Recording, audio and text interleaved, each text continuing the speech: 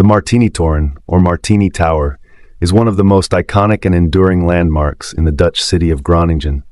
Towering majestically over the main market square, it has stood for centuries as a proud symbol of the city's resilience and rich history. As you approach Groningen, the Martinitoren is often the first thing you'll spot on the skyline.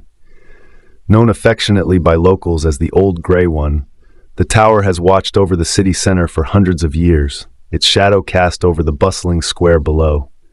A visit to Groningen would be incomplete without climbing this historic structure and taking in its breathtaking panoramic views. From behind the ancient bells, you're rewarded with a stunning, unobstructed vista of the city that stretches far beyond its edges. The tower takes its name from Saint Martin of Tours, the patron saint of the adjacent Martinitoren, St. Martin's Church. Over the past 500 years, the Martinitoren has survived more than its fair share of hardship. Devastating fires, lightning strikes, and near collapse. It has borne silent witness to wars and revolutions, victories and defeats, yet it has stood firm.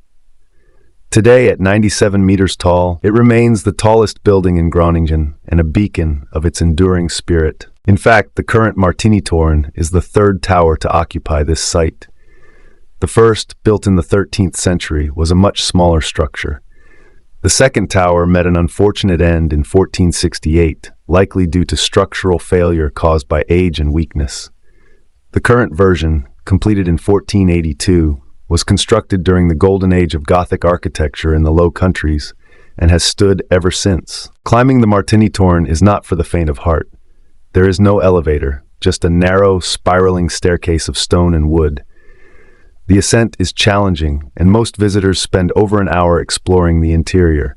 But every step upward offers a new reward.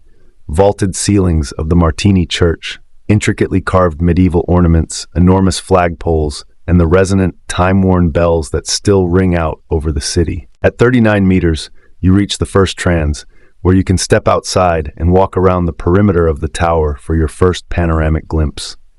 Climbing even further, you arrive at the clockwork attic, a spacious chamber that contrasts with the narrow stairwells leading up to it. Between the massive clock dials, you can hear the cries of seagulls overhead and the bustle of the market square far below. From this height, Groningen opens up before your eyes, with the city center at your feet and the surrounding countryside in the distance. The descent, while easier, leaves most visitors with a pleasant ache in their legs the next day. Tangible proof of a memorable journey. Constructed with Bentheimer sandstone, a material prized during the Middle Ages for grand and prestigious buildings, the Martinitoren is a textbook example of North German Gothic architecture, with subtle Renaissance details added during later renovations. The tower is divided into 3 distinct sections, each marked by horizontal cornices. The first section features graceful arched windows and an ornate doorway with Gothic flourishes. The second section houses the historic clock and carillon.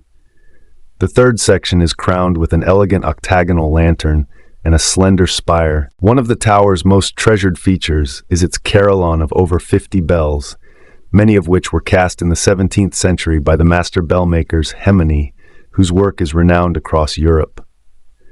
This historic instrument is still played regularly, filling the heart of Groningen with its melodious chimes, a timeless soundtrack to city life. Whether you're drawn by the tower's architectural beauty, its deep historical roots, or the exhilarating climb and view from the top, the Martinitoren offers a one-of-a-kind experience. It's more than a monument. It's a living witness to the story of Groningen.